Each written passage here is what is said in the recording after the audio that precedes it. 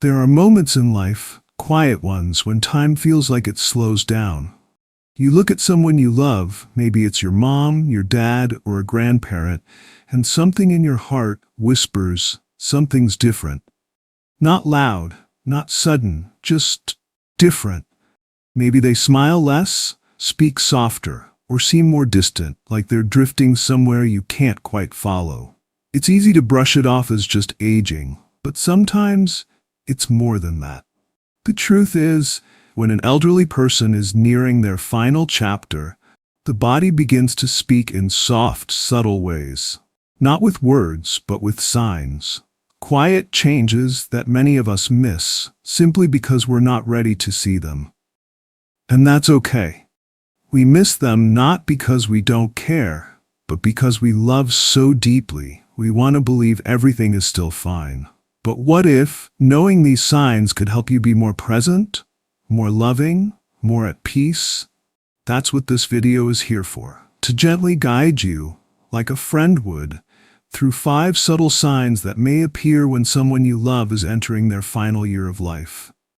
Not to scare you, but to prepare you. To help you show up with clarity, with calm, and with compassion. So take a breath, settle in, and let's walk this tender path together. Sign number 1. Weight loss and physical weakness. It usually starts in the smallest ways. Maybe their favorite pants start slipping down, or the notch on their belt moves in one hole, then another. At first, we laugh it off. You're just trimming down a bit, huh? Or maybe we tell ourselves, they've just been eating lighter these days. It's normal for their age. But here's the truth, and it's one that often goes unnoticed until it's too far along. Unintentional weight loss in older adults is rarely harmless. This isn't about dieting. It's not about cutting back on sweets. It's the body speaking in its own quiet language, saying, I'm slowing down. I can't absorb like I used to. I'm starting to let go. Behind that smaller frame is something deeper. A soft fading of strength. Muscles that were once steady, firm, they begin to soften, to shrink. And when that strength goes, so does independence. You'll notice it in the little things. Standing up from a chair takes longer. A walk across the living room feels like a mile. They rest more often. They hold onto walls or furniture to steady themselves. And suddenly, the world becomes harder to move through. But this isn't just about what you see. It's about what's happening inside, because that loss of muscle doesn't just make them weaker, it makes them more vulnerable. To falls, to illness, to exhaustion. And sometimes, even when they're eating, the body can't hold on to what it needs. The nutrients just slip away, no longer absorbed the way they once were. It's heartbreaking to witness. You want to help, so you offer more food, their favorite snacks, protein shakes, encouragement, and still the weight slips away. That's when we need to shift. Shift from fixing to being there. Because in this moment, what your loved one needs most isn't a bigger plate, it's a softer presence. They need your warmth, your patience, your time. They need to feel that even as their body changes, they are still seen, still valued, still deeply loved. So if you notice this kind of weight loss, don't ignore it, but don't be afraid of it either. Let it remind you that this is a time to slow down, to lean in, to cherish the moments that matter most. Because sometimes the most healing thing we can do is simply be there. Sign number 2. Loss of appetite and changes in eating habits. As strength fades and the body begins to slow down, so does the desire to eat. It's a natural part of the journey, but one that can be deeply painful to witness. You might remember how mealtime used to be a moment of joy.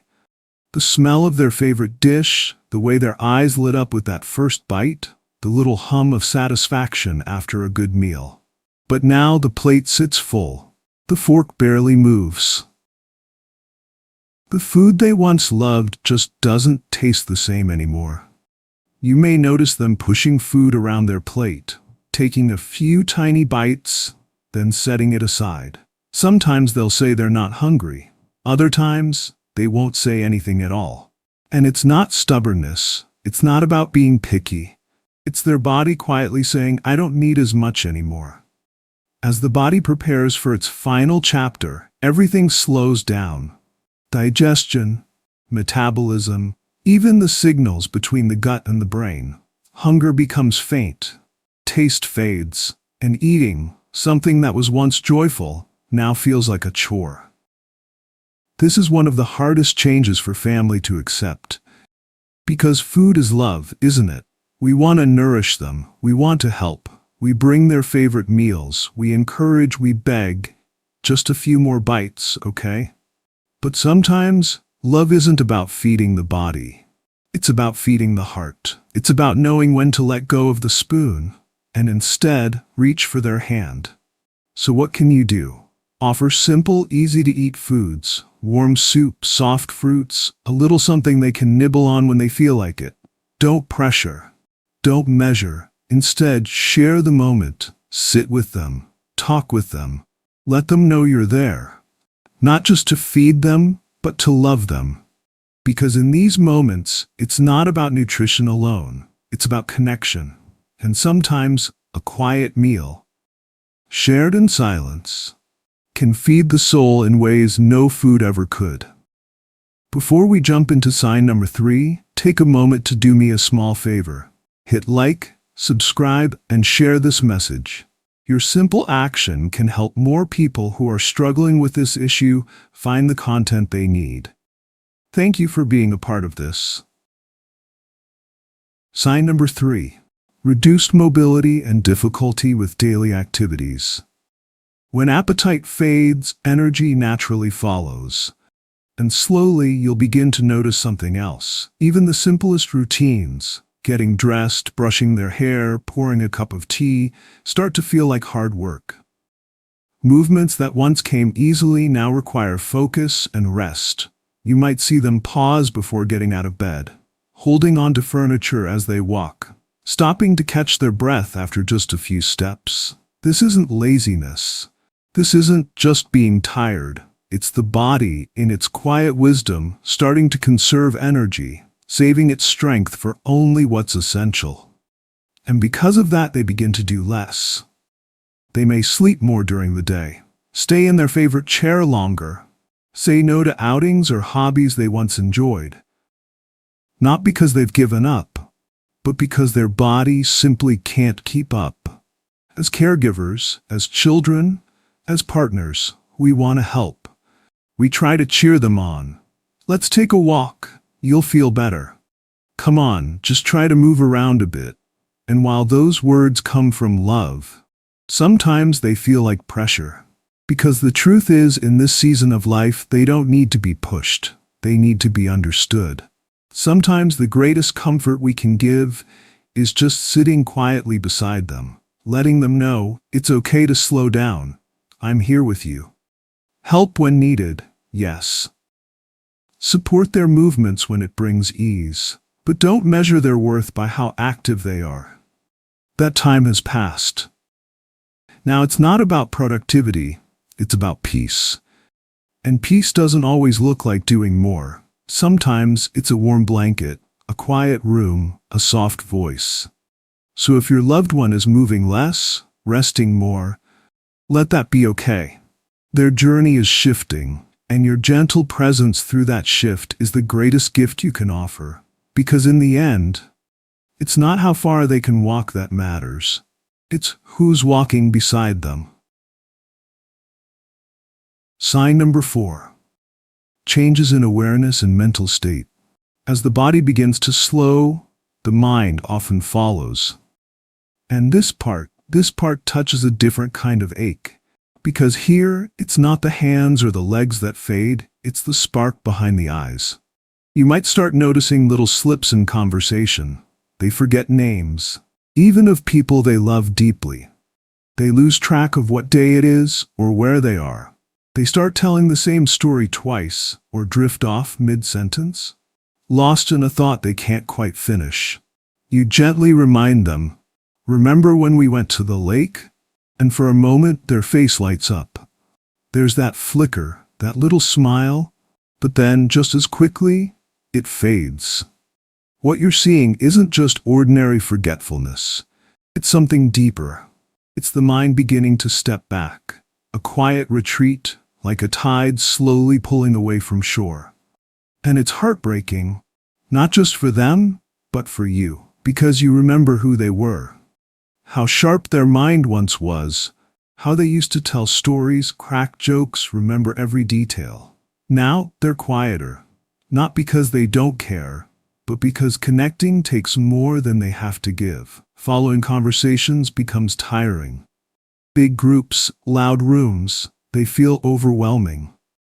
Even talking can feel like work.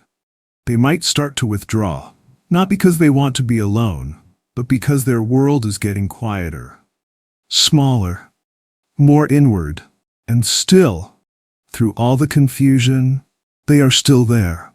Beneath the forgetfulness, the pauses, the silence, is a soul that remembers love. Even when they forget your name, they won't forget how you make them feel.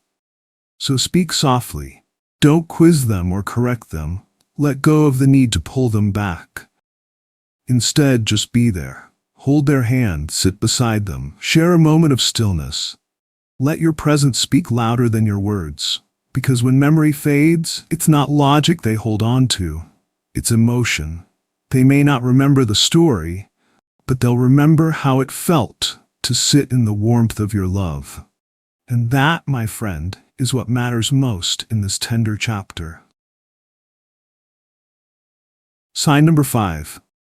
Increased sleep and social withdrawal. By now, you may have noticed a pattern. The body slows down, the appetite fades, the energy to move, to speak, to connect begins to quietly slip away. And then comes the stillness. You see it in their day-to-day. They sleep longer, sometimes most of the day. They cancel plans. They stop picking up the phone. They no longer seem excited about visits, holidays, or even simple conversations. And it hurts. It really does.